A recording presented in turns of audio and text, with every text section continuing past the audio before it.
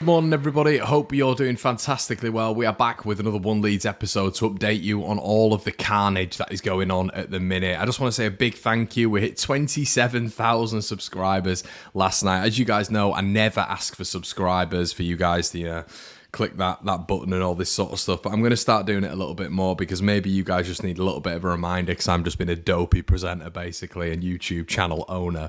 So I will say subscribe if you would do. I'd really appreciate it. And let's hit 27.5. How about that? 27.5 by the end of the year. So make sure you're doing so, everybody. I'm trying to update you every single day with Leeds content. We are going to have a Generation Leeds where me and my dad chat everything Leeds. Very similar vibe to the debrief, but you've got a 58-year-old man talking about Leeds and giving his synopsis of everything going on at the minute. So if you want a little bit of bonus content, that should be on the Patreon account very, very, very soon. And it's going to be a big delve into Leeds United, a big delve into everything that's gone wrong. We're going to try pick it apart. We're also going to try do something similar for the debrief as well. Gabe's going to be on next week. Brownie's going to be on. It's going to be a bumper show, and we're going to try go through everything. I'm going to try formulate a little bit of a show where we go through all the mistakes and all the problems and the future, hopefully prosperity of this club. But without any further ado, let's get into today's rumours. So there's no better place to start than Andrea Radrizzani. I think we all know that, and there's so many rumours going around at the minute. I guess the latest one is that Andrea Radrizzani has a veto in place with the 49ers Enterprises deal. A veto is essentially dependent on, if Leeds go down, and apparently there is a veto for his company ASA, which is the holding company, to call off the deal. And this might not even be dependent on them going down. So if Leeds do stay in the Premier League, you're expecting the deal to go through the 49ers and Andrea gets his money and moves on. Whether he stays as part of that deal, Leeds will have to wait and see, if he wants to reduce involvement with it. But I can't see a way forward I think Leeds are in mass trouble, real trouble if Andrea Radrizzani stays in place. And it's interesting that he's potentially got a veto with his holding company ASA. If Leeds do go down to call off the deal, we know he's going to be in a mass reduced state when it comes to income. Obviously, there was talk of him potentially earning 400 to 450 million quid with Leeds if we stayed in the Premier League. But his mismanagement, his horrific guidance as a custodian of the football club has caused the club to be in this perilous position at the minute. So it's all on him. I'm kind of happy that he's going to be losing that money, to be quite honest with you. The flip side of it is that apparently him and his business partner have been out to Sampdoria. Rumours are saying that he's put in an offer of 65 to 70 million for the now Serie B club.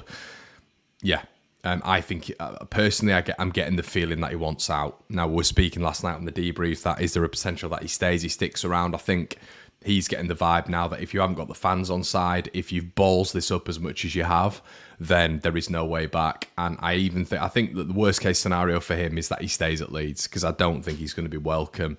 What he's done is get us to the Premier League, but he's somehow managed to neglect the key components of staying in the Premier League, and we were literally on course for our fourth season in the Premier League. You've literally got past the murky waters. You've not drowned.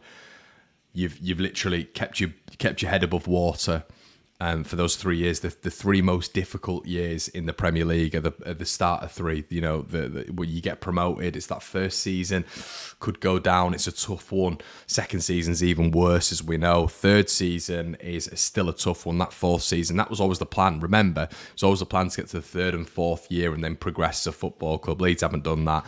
The ownership are an absolute sham, and we all know that. But yeah, according to several sources, we've heard it from Phil Hay yesterday, we've heard it from a multitude, I should say, of other sources, that the process is accelerating. It's accelerating for Andrea Radrizzani to leave the club. The 49ers apparently don't want Radrizzani there, and they want to take ownership straight away, which is good to hear, to be honest. I think a lot of us, we've still not heard anything from the 49ers. That's why I'm a little bit worried. I'm also very, very worried because they've overseen this absolute shambles, as well as Andrea Radrizzani, Victor Orta and Angus Kinnear.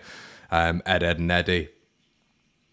So I'm a little bit worried about their involvement, because they still have had a huge involvement. Bear that in mind. Please don't think that they are completely lessened in this. And where we all know it is Rads, and he is the head of the football club.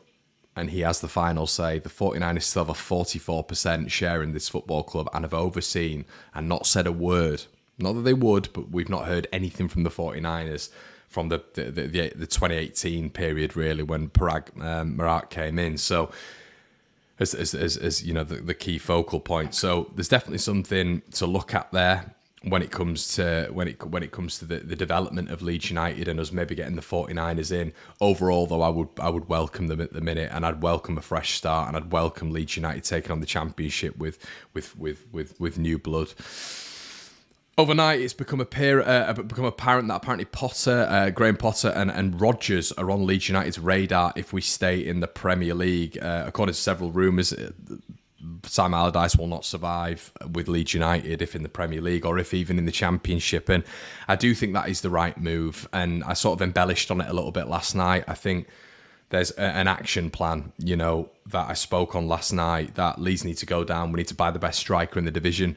I'm not saying we need to go down. By the way, we will go down. I think an action plan is you buy the best striker in the division. You go down, you buy 2 or 3 loan players from City, Chelsea, Arsenal, Scum, whatever. You get one of the top managers in the division, an up-and-coming manager, a young manager who likes to play possession-based football, and you integrate the youth prospects as well. Like when it comes to someone like Darko Jabe, who I think he should have got much more Premier League game time this season. I think that is quite a good action plan, a good 4-point process that Leeds do need to take into next season in the Championship. The Championship is going to be a lot harder. I spoke about this the other night. I think the teams in there next season will be a lot more difficult than it has been this season. I think the standard in the Championship has been pretty poor, to be quite honest with you. I don't think next season, with the greatest of respect, you're going to get a Coventry or Luton in the playoff the playoff final. I think you're probably going to get Norwich improving. You're probably going to get Watford improving. Will West Brom invest a little bit of money? You've got the 3 coming down, which potentially is going to be us, Leicester, Southampton, or Everton.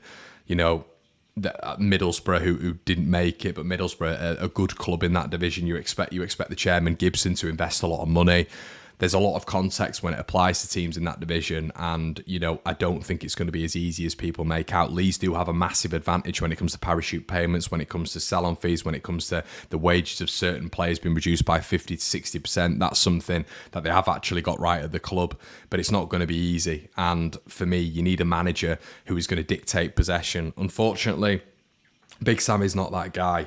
He's, I want to go down, and there's many, managers in that division. Russell Martin stands out for me, someone who tries to play possession-based football, tries to keep it on the ground, an up-and-coming manager.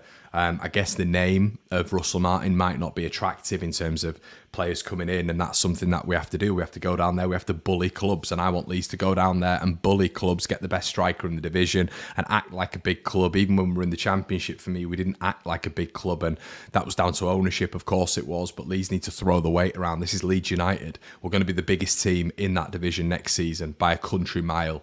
We need to throw that weight around. So, yeah, there's a lot of rumours at the minute when it comes to players. Ryan Manning, spoken about the left-back, who's a very, very decent left-back in the Championship. I think that would be a good addition.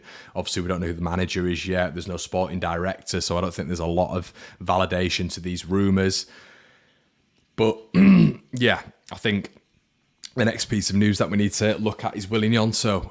The Italian, according to multiple sources, is gearing up for a move back to Italy.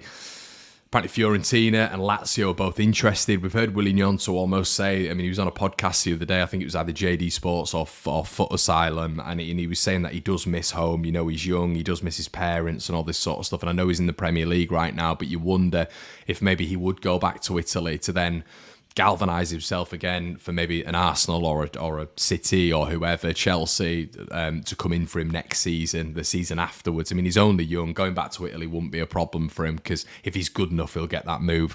I don't see Willy Gnonto with us in the Championship whatsoever.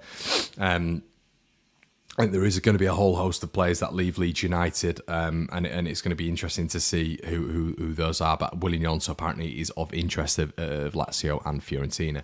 Next on the list, Jorginho Rutter. Apparently there's a lot of chat going around at the minute about his contract, and apparently there is a clause in there that if he plays a certain amount of games, that it will trigger Leeds United having to pay Hoffenheim a certain fee. Now, the context applied to this is people were saying the exact same thing about Willian Gnonto and FC Zurich about 2 or 3 weeks ago, and you're going to get filled with absolute rubbish from several normally European journalists who just do things for clicks. But it really, in a sense, it would surprise me, because I actually can't believe a football club would run like that. You go and spend 35 million quid on a striker, then realise once again, Jean-Kevin Augustin style, that maybe he's not good enough, maybe he's not fit enough, maybe he's not at this level, maybe he's too young. And in the 35 million quid, you say to Hoffenheim, look, if he reaches a certain amount of games, we'll pay you X amount of money. Now, I understand that's part of negotiations, I do, but when the player potentially isn't good enough right now, and you spend 35 million quid on him in January, and then you get to a stage where you won't pay the former club a certain fee to pay that player, you cannot. It's Leeds in Championship. It's Leeds when they had Cellino and Warnock, and there were players there who, when they got to a certain amount of games, Leeds had stopped playing them. We all know who we're talking about.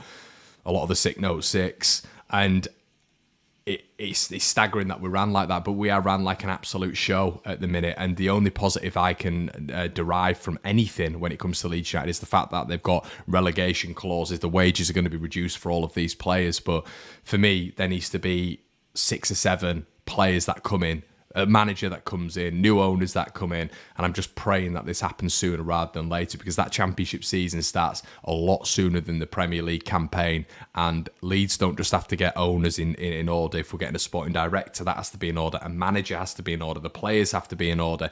You know, the churn at Leeds is going to be massive, and if you don't think that is a big churn, then you need to put that pipe down, because it's all going to have to get sorted very, very, very, very quickly, and there is a lot to do. Guys, let me know what you think in the comment section below on the rumours. Really interested to hear your thoughts. Would you be upset at Willian Gnonto leaving? Do you think it's the right move?